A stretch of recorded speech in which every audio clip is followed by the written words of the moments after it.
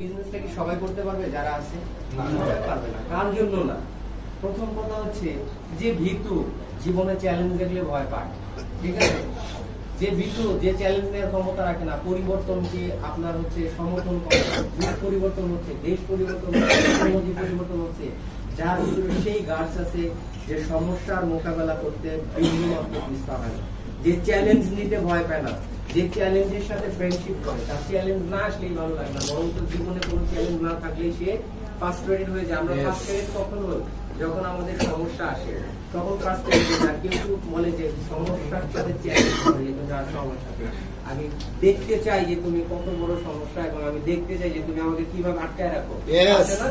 এগুলো আছে দেখেই কিন্তু এই যে আজকে দেখেন যে কত মানুষ, এবং নেক্সট আমাদের ইন্ডিয়া ট্যুর হচ্ছে, দেখবেন যে সেইখানে এরকম আপনার শত শত মানুষ আমাদের সাথে আসবে যারা চ্যালেঞ্জ